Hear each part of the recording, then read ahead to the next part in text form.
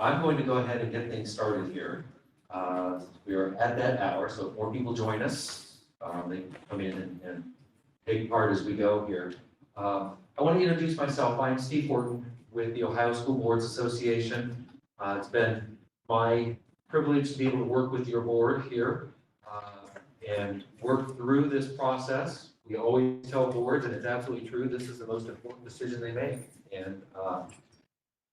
And so one of the things to be said about this board is they're taking their job very seriously when it comes to selecting the next superintendent. So this is part of that process. One of the things that we promised them when we started was there would be stakeholder inclusion, the opportunity to be able to take part and share. And when it comes to actually realizing that you're a deliberation point in making such a big decision, your input makes a big difference to them. So I appreciate so much that you're here and sharing. So the way this is going to go tonight, we have Dr. Rebecca Kaye with us.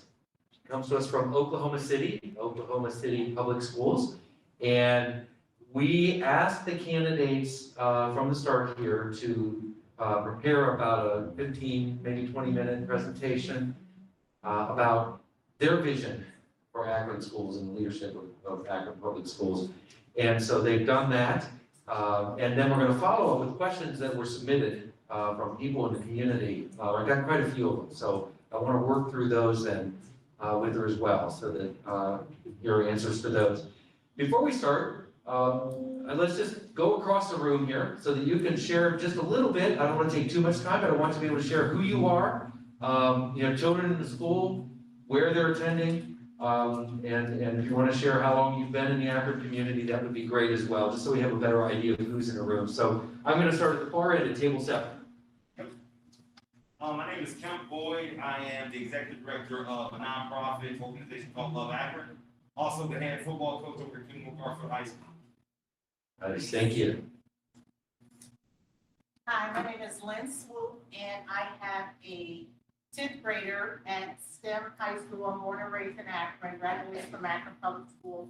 This is my first time back in Akron Public Schools because all 3 of my kids have attended K-8 private school. So my middle child is now in public school, so I'm back in the Akron Public School system. Well, good. Welcome back. Hi, I'm Katie Palmer Hampton. I'm born and raised in Akron, but I went to 9 different schools before 9th grade and eventually graduating from St. Vincent St. Mary's. I have 3 daughters that I raised right there on West Exchange Street. They started off at Resnick, and then they were all 3 at Akron Miller South School of Performing Arts. And with my parenting style, I decided to send all 3 to 3 different schools. So one goes to Akron Early College, one attends Our Lady of the Elms, and hopefully next year, my other one will have a spot at STEM. Yes, thank you. My name is Alexa Schuler. I have one right now at Bridges and one at Kimmer Garfield. I sit on the Akron Council of PTAs. I am the Kimmer Garfield Cluster Advisor currently. And I did high school here in Akron, but I'm originally from Philadelphia, Pennsylvania. Thank you. Hi, Dean Stevens. I am a kindergartner at King, CLC. My one and only child, so this is all very new to me as a new dad, right? I grew up outside of Youngstown, went to the University of Akron where I met my wife, and we've lived in the Akron area about 15 years now. Fantastic, thank you. Good afternoon, everyone. My name is Demetrius M. Falconer. I'm originally from Southern Arkansas. I've been transplanted in the Akron community for about 15, 16 years, and I have 4 children. One is currently in Miller South School of Performing Arts. The other ones are dispersed throughout the world. And I'm very active in the school activities, particularly the Performing Arts grant. Thank you. And the far end. Jennifer. Jennifer. You're not represented. Thank you. Alrighty, well, welcome, and we're so glad that you're here with us. So I am going to now turn the stage over to Dr. Kaye and let her share with you, and then we will get to the questions. Great. Thanks, Steve. So just sort of like a fair warning. I have a cage here of these red pieces of tape that I'm not allowed to go past because they are live streaming this presentation. So if I start to look a little bit like I'm like a pacing caged animal, that's why. I usually would be all over the place. But Josh has been very kind in helping me stay literally on the straight and narrow here. Good evening, Akron, public schools, community and families. And I did want to say the sun's not quite down yet, so we can't see the moon, but Ramadan Mubarak for anyone who's starting their fast tomorrow. My name is Rebecca Kaye. My preferred pronouns are she, her, and hers. And I am thrilled to be here with you today to learn more about Akron, our schools, and our young people. I think it's important to on works better than off. I feel like a Far Side person right now. So I think it's important for us to start off by acknowledging that the ground beneath our feet is part of who we are. It reflects our histories and influences our futures. The land on which we are gathered here today is the home of the Erie and Kaskaskia peoples and other tribes who called this land their home before their forced removal. We celebrate the innumerable contributions that still continue to this day of our Indigenous brothers and sisters in the Akron community and in our region. It is really important for us to ground ourselves in that history of how we got here, so we can start to write the end of our story because we own the beginning of it. So, the board asked me to start this forum off with a presentation of my vision for Akron Public Schools. But I am afraid that that would have been the world's shortest presentation because I don't have one. A vision is not held by a leader on her own, it's held by a community. So the vision for Akron Public Schools has to be held by you, by your school board, by your staff, by our young people, with your superintendent as the main person kind of holding up the vision and centering it in the choices that we make about the work that we do and we prioritize. And I just still have a lot of questions about that. I have more questions than answers. But I just want to kind of be upfront, like spoiler alert, that if you're thinking that this is like a test of how much I know about Akron, I am going to fail. I have been here since 8:06 p.m. last night, and it is the first time I've been to Akron in my life. What I do want to share with you is kind of who I am as a person, as a leader, and what you can expect from me. I am a values-driven person, and my two most core values are integrity and courage. Everything comes back to those two things for me.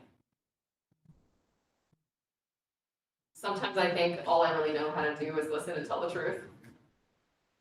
And sometimes I think that that's enough. My purpose is to use the privilege that I have to redesign systems for racial and social justice. So integrity and courage are deeply connected to practicing anti-racism and anti-oppression for me in my life, in what I think, say, and do, being in alignment, and pushing through fear to say the thing that needs to be said and do the thing that needs to be done when it's the right thing, in service of dismantling that prevent the flourishing of our young people. I am obsessed with, I'm obsessed with kind of the power of human potential energy. So I stopped using, I used to say like maximizing human potential, but I heard this incredible speaker at the National School Boards Association Equity Conference a little more than a year ago, who talked about the ways that we weaponize the word potential to set lower standards and lower expectations for some of our young people, particularly those with disabilities, those who have other kinds of challenges that they're coming with. So I started thinking about this idea of potential energy, like that scientific term. And potential energy is the term for the energy that is in a spring. So when you have a spring that is ready to launch, that's what potential energy is. And every one of our young people has that kind of potential energy. And I love dearly held quote here from a school board chair, former school board chair of another APS, the one I used to work for, Atlanta Public Schools. Dr. Mays once said, every person is born into the world to do something unique and something distinctive. And if they don't do it, it will never be done. And I think about that all the time. How many times in Northeast Oklahoma City, which is the traditionally, historically African-American part of town, how many times has the kid with the potential energy to cure cancer been born there? And they never had a certified math teacher. That's real, and that's happening all around the country, in Oklahoma City. I don't know what that looks like here, but this is what I'm obsessed with. I believe it calls us to think differently about schooling. Schooling and education are not the same. But I believe that education is the practice of freedom, and that the school system has to grow toward every young person having a right to the power and freedom to choose their own meaningful adventure in life. So when I think about why I'm wired this way, I think about growing up in Virginia, not far from where the Civil War ended. Hardworking parents who were themselves fourth generation Oklahomans. So it wasn't an accident that I ended up in Oklahoma City. My parents moved far away from home to take advantage of opportunities that my dad got in the Navy. And I learned to work hard from them. First, by watching them both decide to go to college when my brother and I were in grade school. So I attended my parents' college graduations when I was in the 5th and the 8th grades. And those are memories that I cherish. But what I cherished even more was that when my mother shifted from being a part-time clerk in a fabric store to being a registered diabetic renal nurse, when she got her first paycheck, she took me to the mall to buy new clothes for the first time in my life. I was 14 years old. And you gentlemen look very stylish, but I know for sure that the ladies in the room know exactly how big of a deal it was to my 14-year-old self to have clothes from the mall when I was 14. So I learned one of the many powers of education that day. It's not the only one. And because I had amazing teachers in my own public school experience, I felt drawn to teaching after college. I moved to Atlanta to teach. And there in a part of town that was immortalized by Outcast and Goody Mob as the SWATs, my real education began, y'all. I learned more about how the world really works from 35 Black 12-year-olds my first year of teaching than I had in the previous 22 years of my life. Saying yes to that service set me on this path of really thinking deeply about how fortunate I was to have access to high-quality public schools, really thinking deeply about the unearned advantages that society had offered to me because of where I lived, because of what I looked like, because of who my parents were. And it set me on the path of a lifetime towards a mission to use the privilege that I have to redesign school systems for justice. Oh. Since that day, that first day, I have never once woken up and wondered why I was born. I think those of you who are parents, who are educators in your own way,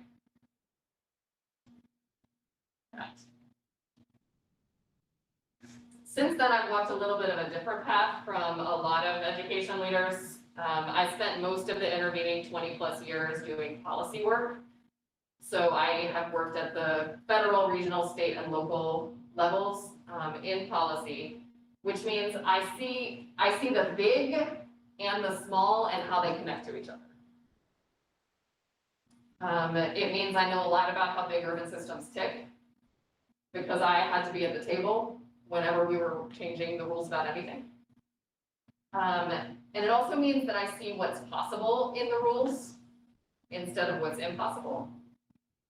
And I know how to do the work with school boards, with state legislatures to change the rules when they're not working for kids and teachers. As I moved into executive leadership in Atlanta and Oklahoma City, I really leaned into this concept of building power with. I think that oftentimes we think of power as being hierarchical, but it's not. Real power is power with. Power with our community, and I believe that communities are the experts in what they need. I have tried and strived to build power with our community to tackle big, wicked problems over the last dozen years in my career.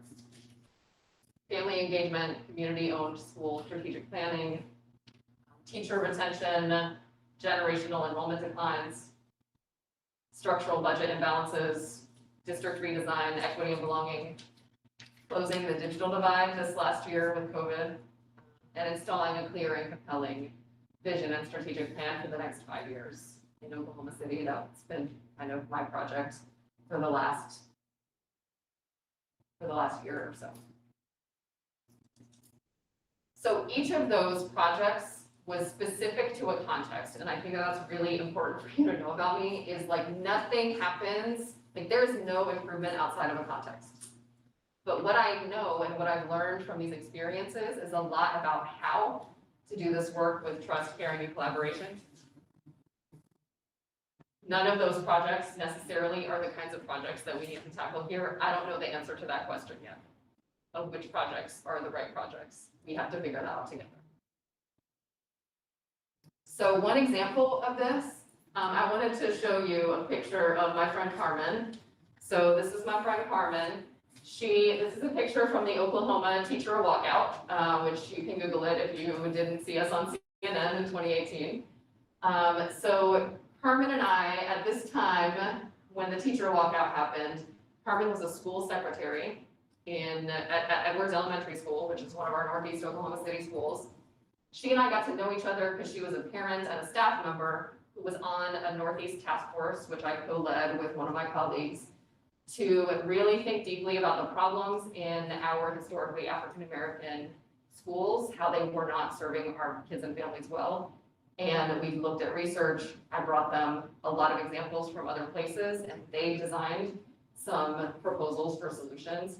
I am happy to say that we have made progress on 7 of 8 of those recommendations over the last few years. But the most important thing for me and the story that I want to tell you is that Carmen was the seed for something much bigger than her because she's so amazing. And there are so many other Carmens in our schools. So at this time, Carmen was a school secretary.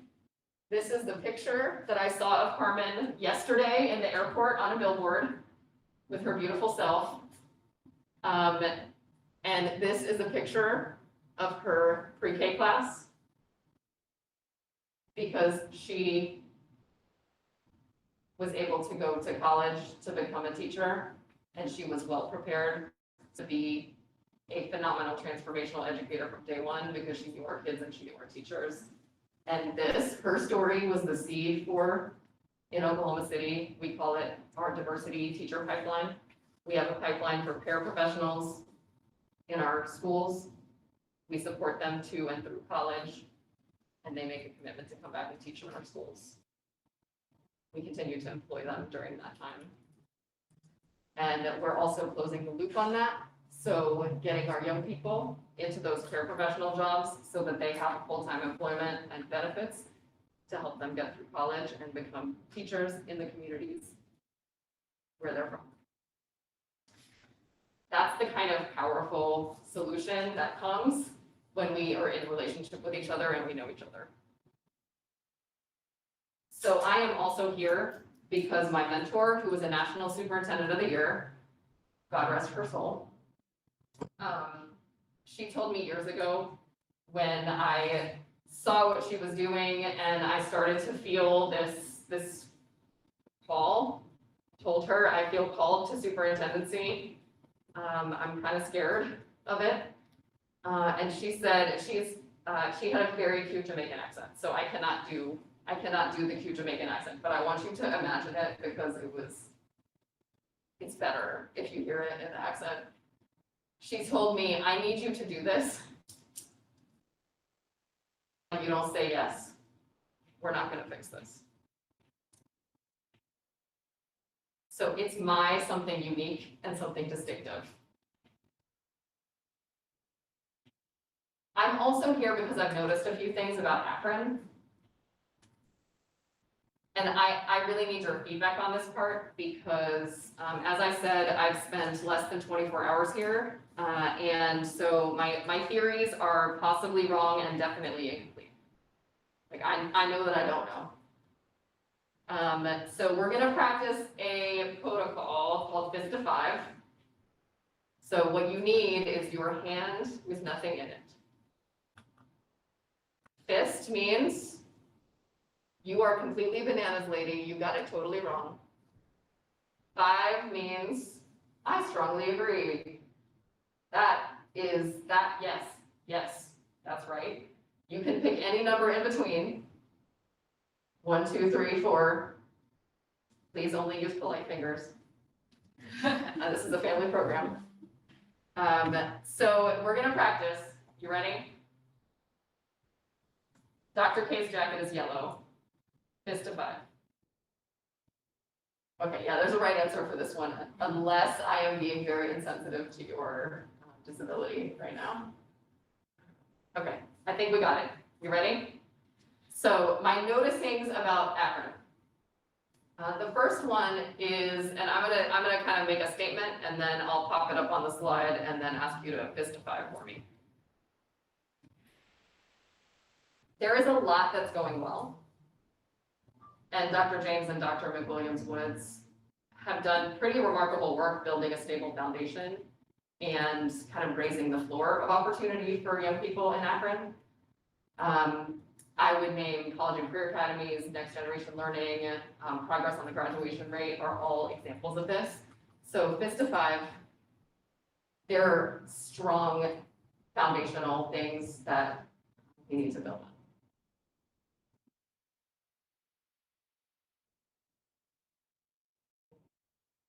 Thank you. It looks like there's some disagreement about that. That's really helpful feedback. Second, the school board, here's my second theory. The school board and the community appear to share my anti-racist values and my belief that equity is a verb, meaning it's something that we do, something that we practice. The historical roots of justice are here. I mean, like, how cool is it that I can stand in the place where Sojourner Truth said, "Ain't I a woman?" And Akron is ready to start doing the uncomfortable work of walking the talk of equity, belonging, diversity. So fist of 5. The community, APS, the board are ready. At least have an intention to start walking this walk. I think that's assuming that you assume that you believe that there is a problem. So that's why I got my fist up. Got it. That's really helpful. Okay. Oh, this is such good data collection. I love it. I am possibly wrong and definitely incomplete on that one. That's really helpful to know. So third, there is still work to do. Opportunity and student outcomes are still predictable based on social factors. And some students have been affected more profoundly by the pandemic than others.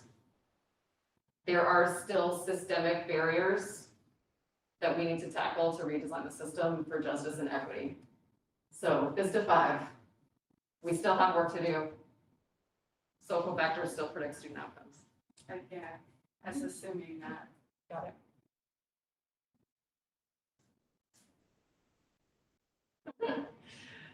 I see 10. I think that's our first 25 for the day. That's really helpful.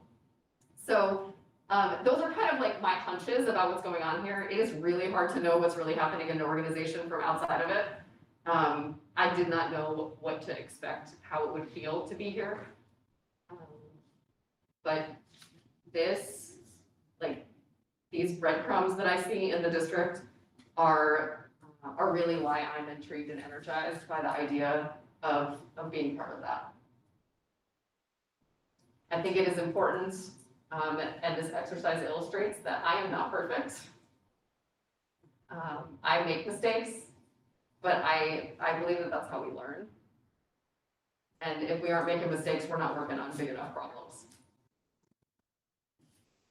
I also believe, as my patron Saint Brene, Dr. Brene Brown would say, we are here to get it right, not to be right. And I want to share a short video that to me is just a more powerful illustration of what I think we need to be about here and as a team together. Staff, students, more powerful illustration than I can tell you with words.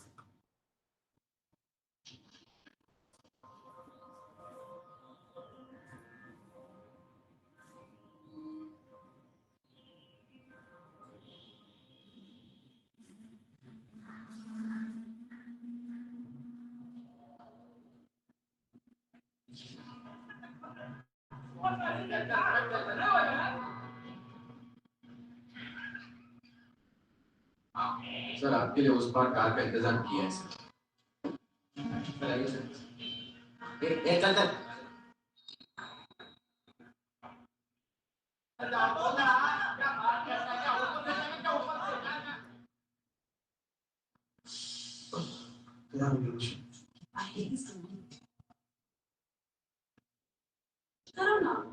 वहाँ जाके क्या उखाड़ लिया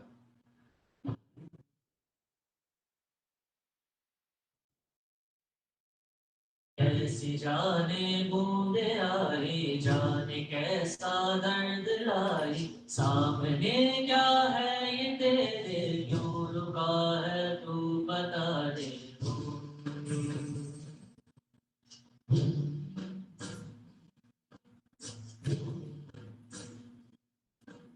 कौन तुझको पार देगा कौन होगा वो मसीहा से तू ढूंढता है वो ही है तू वही है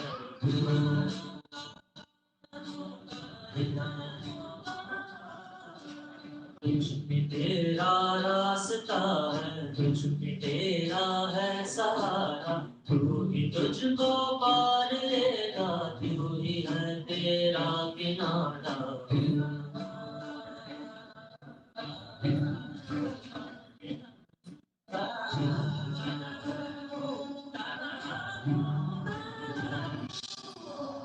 तुझ में तेरा रास्ता है, तुझ में तेरा है सहारा, तू ही तुझको पार लेगा, तू ही है तेरा किनारा से डूबता है, तू ही है,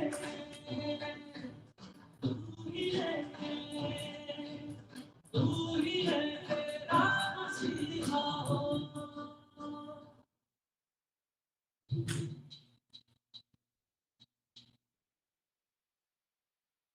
That's it. Like, that's it right there. That's what we gotta be about. And the question is, which role will each of us play? I will close with a story that kind of illustrates for you who I will be. As I was in the process of leaving Atlanta, I was getting recruited away. It was a city and a district that I really deeply loved and still really deeply love. I got connected to this super talented education leader who had moved to the city with her husband, and she was looking for like where she was gonna fit. Long story short, she came to work for the district as our director of early childhood education. And as she was entering the district, she did what smart people do when they enter organizations. She started going around and asking everybody that she encountered, who do I need to get to know? Who are the influencers? Who are the energizers? And she called me, her name is Sydney, she called me at the end of that week. And she told me kind of what she had been up to. And she said, you are the first person that every single person mentions, regardless of what department or school they work in. She said, one person told me, you have to get to know Rebecca Kaye. She is the beating heart of APS. So I am here with you today because I wonder if the next steps in my journey, if that next step is to be the beating heart of APS again. So I really appreciate you all helping me learn today and helping me to answer that question for us as a team. And with that, I'm gonna turn it back over to Steve and answer some of your questions. I can't wait. There were questions that were so good in the staff group. I can't wait to hear what this group brought to us. You got some good ones here too. Quite a few of them, and try to get to as many of them as we can. But I have highlighted, I think, questions that really get to the core themes of all the questions that were submitted. So this first one actually comes, the note to this is that the question has been asked the most in our PTA polling. So I'm going to lead off with it, and it is the majority of APS are on the low performance and voucher list, some going on 10 years. How do you plan to tackle that?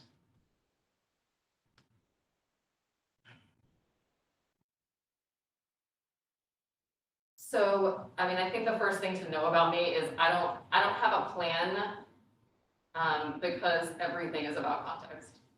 Even within the system, how to approach different schools is all about context.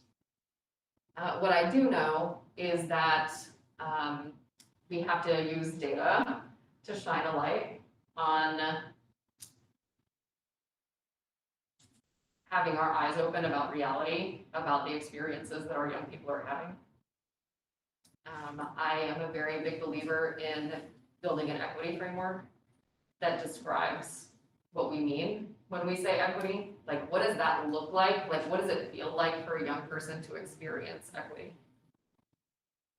And until we have that, like my friend mentioned over here, it's not possible for us to be on the same page about defining the problem.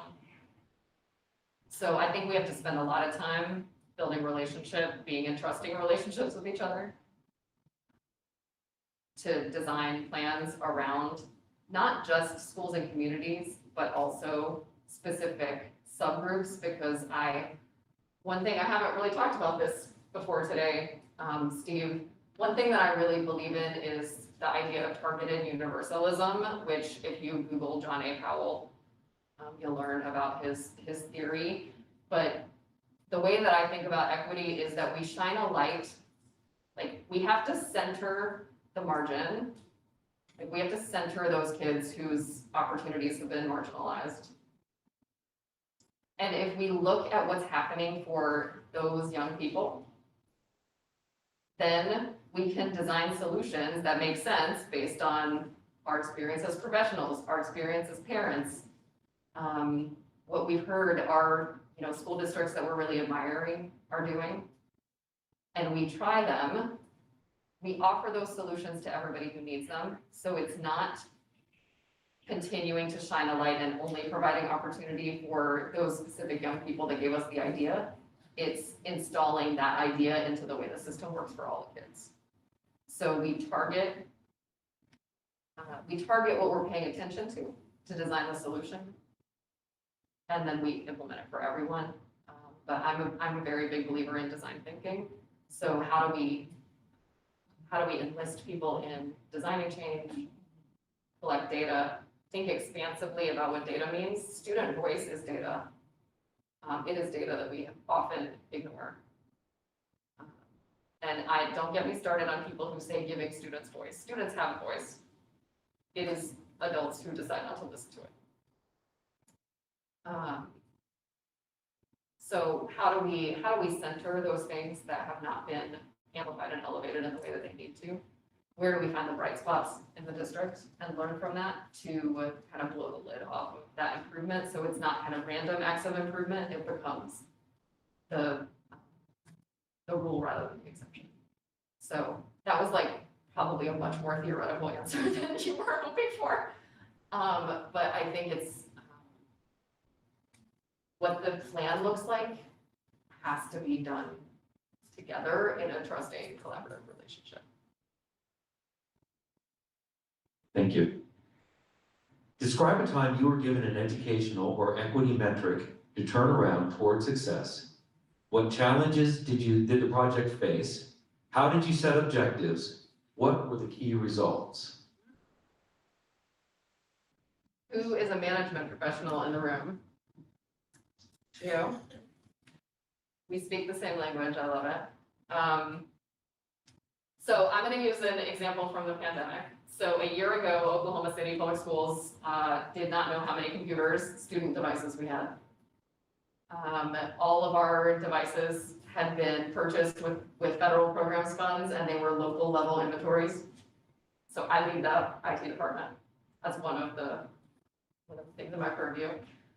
And I had this really intuitive sense that this was gonna be like a long haul. We were hearing from leaders that we were gonna be back in church at Easter. I knew that was not true. So not true that was actually when I cut my hair off. I wasn't sure if I would like it, so I was like, this is my time. It'll grow out if I don't like it. So we set about, we knew we had to get to take home one-to-one. And I also had this dream that my colleagues thought I was nuts. I was like, we have to have internet access for all of our kids. So my colleagues were like, that is impossible. We have 35,000 students. We can't do that. That is $10 million a year in hotspots. And so my team and I set about to accomplish this goal, this kind of big, hairy, audacious goal that I had set, to get to take home one-to-one and digital equity on connectivity. We were like, there is information that we need to have that we don't have right now. How can we get it? Because we had to start shrinking the problem. 35,000, we really probably couldn't have done that sustainably within our resources. But what we realized is 35,000 kids live in 19,000 households. 19,000 is a much more reasonable number to think about. And then we were like, well, how do we get even more granular than that? And I was like, well, we're gonna have to ask people. And I think that that's often overlooked. Ask people what they need. So we used our student information system differently. We created a survey tool that all of our teachers used during the period of time that we were shut down last spring. And our teachers called the kids in their classes and answered these questions. And so from that information, 19,000 shrunk to 6,183. Like, I could do something about 6,183. So it was in kind of taking this big, impossible feeling problem down to, like, what does it really mean that we were able to figure out the scope of what we really needed to do to get to that connected equity and connectivity. And then we like looked out at what our resources were. Our state was trying to figure out how to spend CARES money, and they decided to help all the districts in the state with subsidizing Wi-Fi hotspots. So I applied for 6,183 Wi-Fi hotspots, and the state provided them to us, and we had to pay, they paid for the devices, and we got a deal for $10 a month internet. So then we had to devise, like, you know, how are we distributing them? How are we training teachers? How are we, you know, providing a learning management system and all that stuff?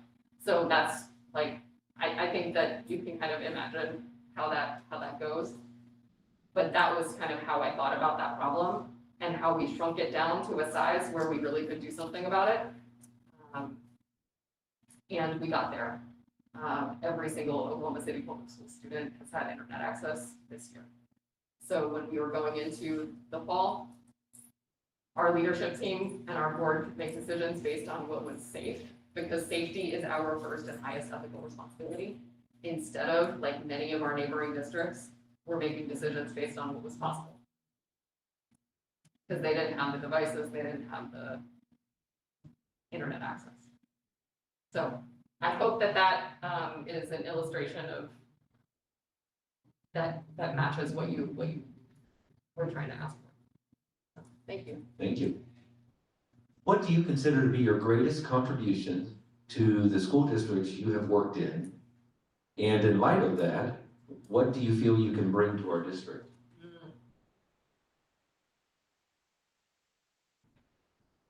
So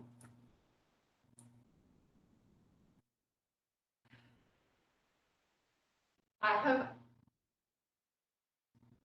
been a catalyst for a lot of change in the systems that I've worked in. But it's the reason that I've been able to be a catalyst for change that is my greatest contribution. So it's having, I am always thinking about culture.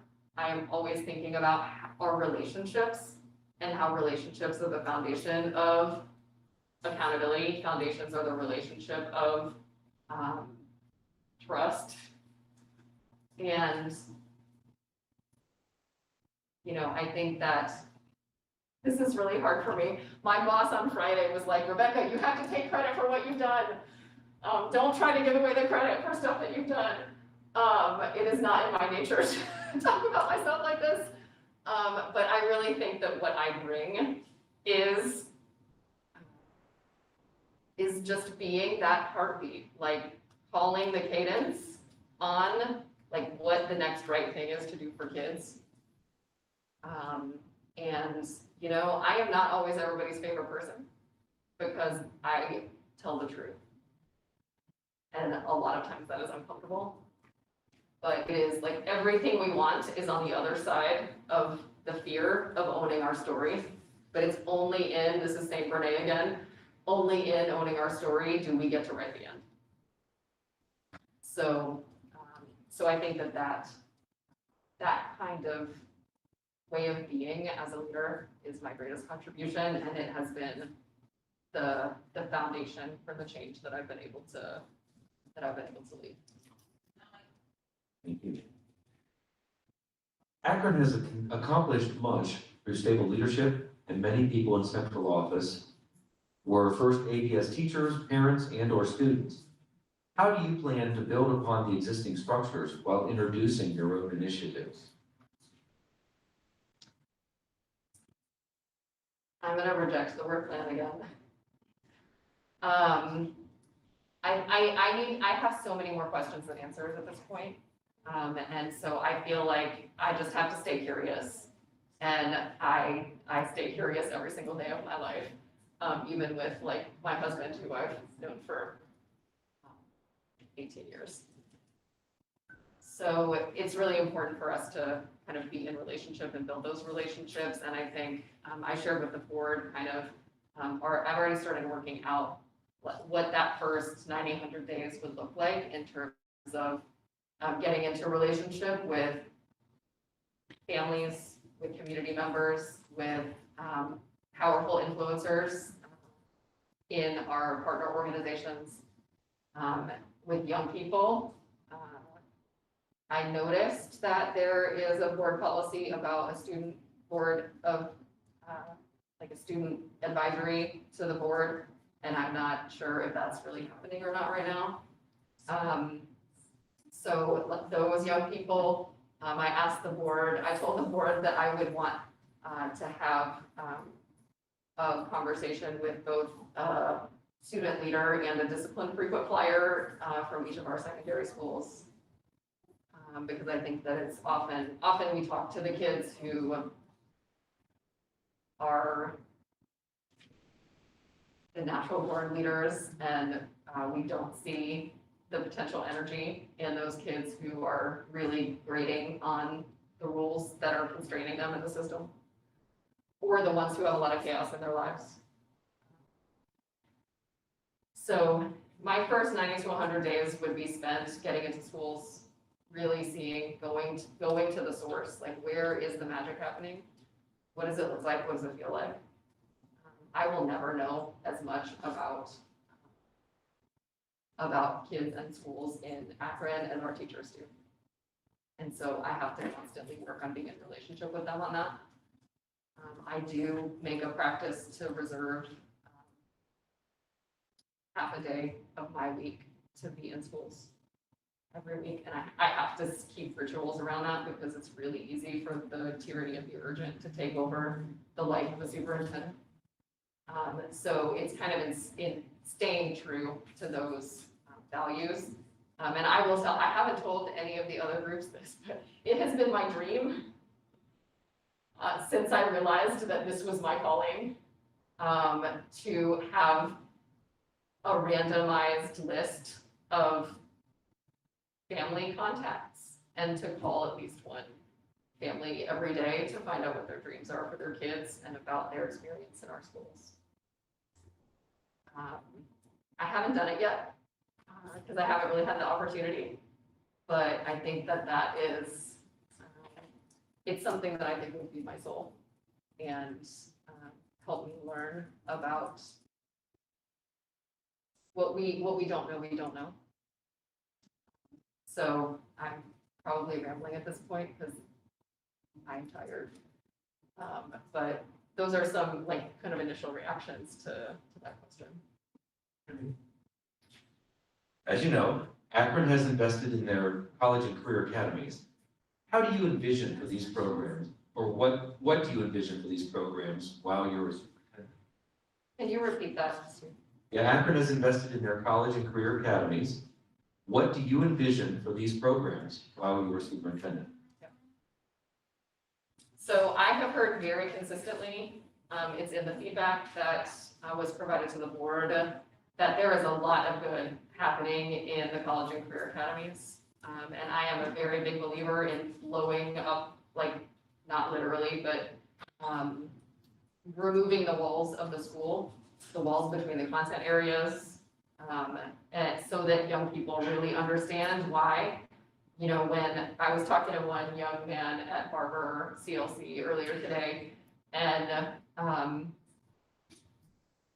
he was working on place value. I asked him what he was working on. He was like, "We're working on place value," and I was like, "Why is that important?" And he just kind of looked at me. So I'm not saying that like anything wrong was happening. I don't think he was expecting me to ask him questions and he was intimidated. But like kids, in order for kids to like realize that potential energy that they have inside of them, they have to know, why is it important, like my 8-year-old is fighting me tooth and nail right now about writing. And I have to tell, like, I show him, like, look at this is what I do every day of my life. This is why it's important.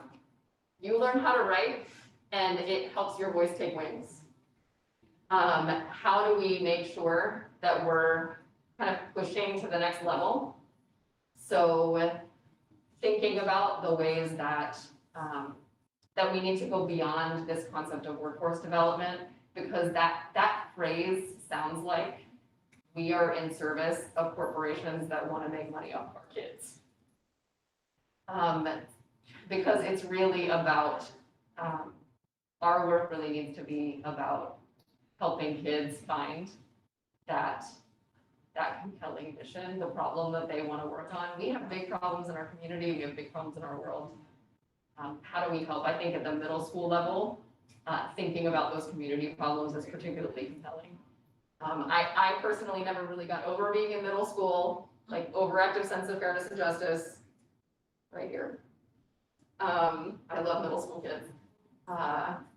But what does it look like for middle school? We've already done some work here around bringing that down into the middle school. Then what does it look like for elementary? In elementary, college and career education needs to be exploratory, because so many of our young people are limited in what they even know is out there. And I think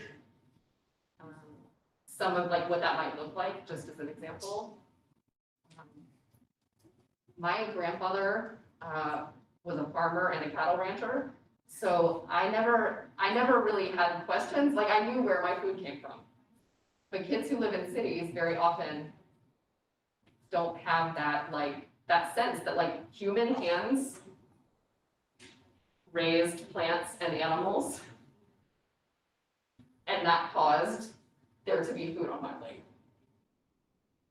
Human hands made choices and had conversations and wrote things that made the laws of the land. Human hands build bridges.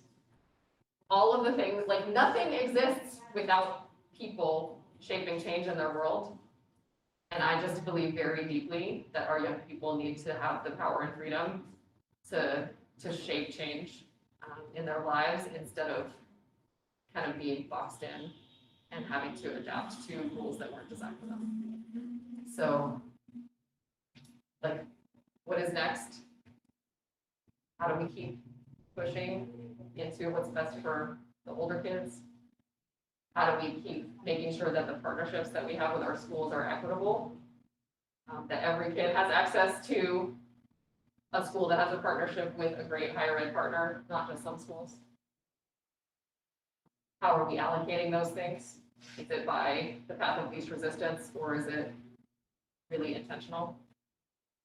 And then what might it look like for us to take the good work that's happening in the middle and high down into an exploratory kind of work for the littles. Thank you. All of the buildings were designed as CLCs, community learning centers. How do you envision the role of these hubs realistically extending to offer health and social services or arts and cultural programming to the community?